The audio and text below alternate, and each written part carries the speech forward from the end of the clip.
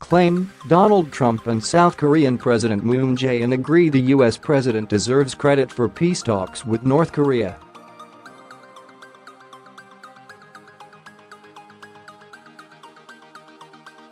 Verdict: only the historical record will reveal what influenced these talks, but evidence suggests it was the South Koreans who encouraged dialogue with the North, along with pressure from Chinese enforced sanctions.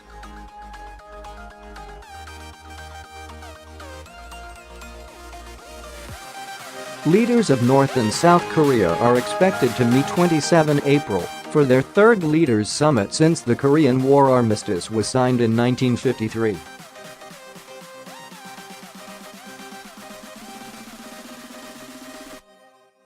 Then in May or June, Donald Trump is expected to meet North Korean leader Kim Jong-un for the first ever meeting between a leader of the North and a sitting US president.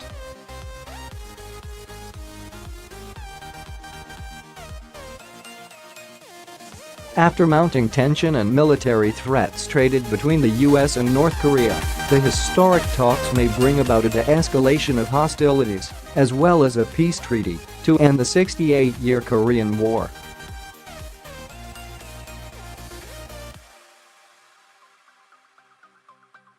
On 4 January 2018, US President Donald Trump tweeted, with all of the failed experts weighing in, "Does anybody really believe that talks and dialogue would be going on between North and South Korea right now if I wasn't firm, strong, and willing to commit our total might against the North?"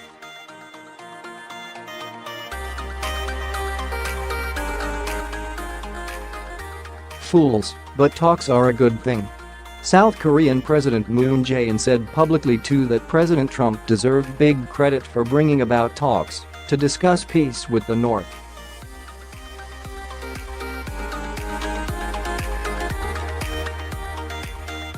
It could be a resulting work of the US-led sanctions on pressure.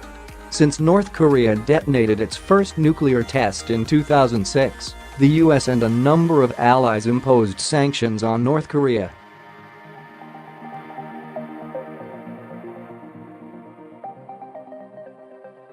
As well, the United Nations Security Council passed 9 rounds of sanctions on North Korea, many of these proposed by the US.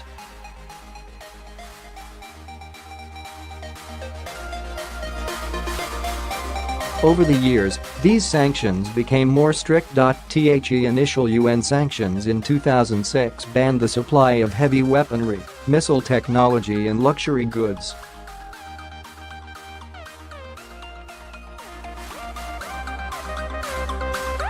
By December 2017, the UN sanctions restricted oil imports, metal, agriculture and demanded the deportation of North Koreans working abroad.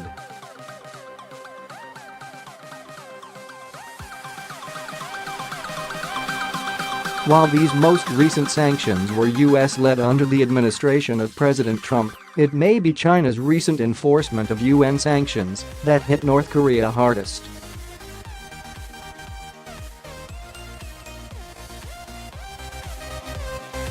China accounts for more than 90% of North Korea's trade, and while the Security Council member voted in favor of the UN sanctions against their longtime ally, they rarely upheld those, reports the Council on Foreign Relations.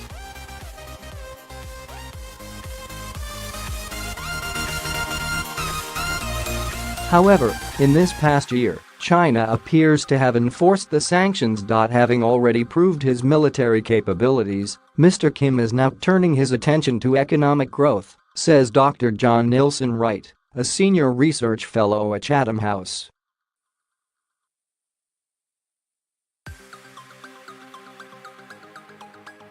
So while the sanctions didn't stop Mr. Kim from developing weapons, this latest development could hinder his economic plan for the long term.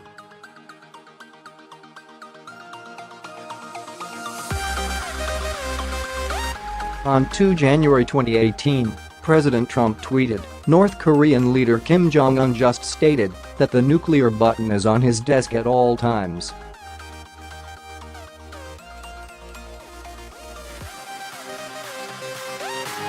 Will someone from his depleted and food-starved regime please inform him that I too have a nuclear button, but it is a much bigger and more powerful one than his, and my button works.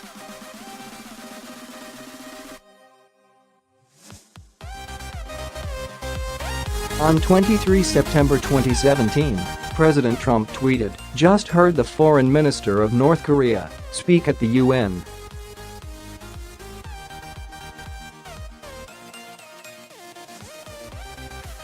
If he echoes the thoughts of Little Rocket Man, they won't be around much longer."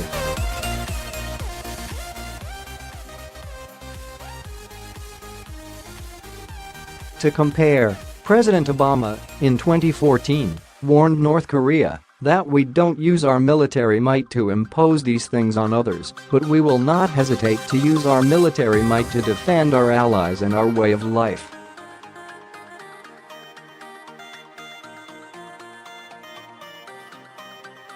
In 2016, President Obama told CBS News North Korea was erratic enough and irresponsible enough that we don't want them getting close.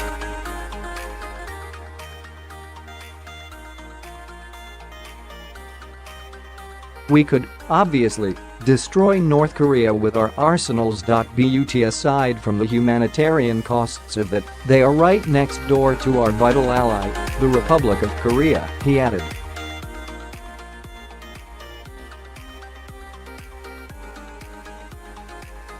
President Bush, for his part, labeled North Korea part of the axis of evil. America has for years used words and threats of military might.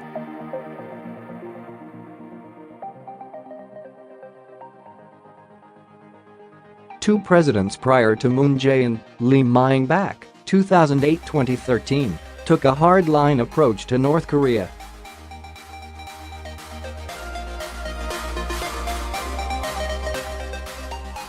The next president, Park Geun-hye, 2013-2017, promised engagement with the North, a strategy that ended in early 2016 following missile and nuclear tests.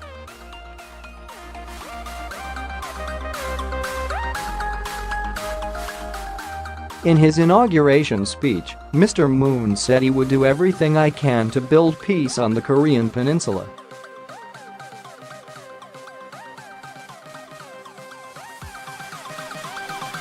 This is a return to the sunshine policy of Presidents Kim Dae-jung, 1999-2003, and Roh Moo-hyun, 2003-2008, who were the only other two South Korean presidents to meet North Korean leadership during the inter-Korean summits of 2000 and 2007.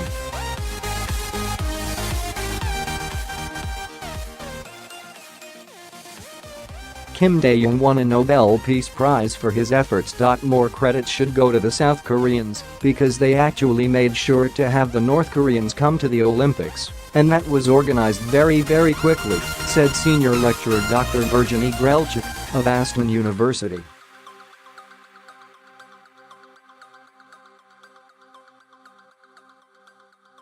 The invitation to have the North Korean delegation and Kim Jong-un's sister has been really critical to organize the summit that we are going to see at the end of the week.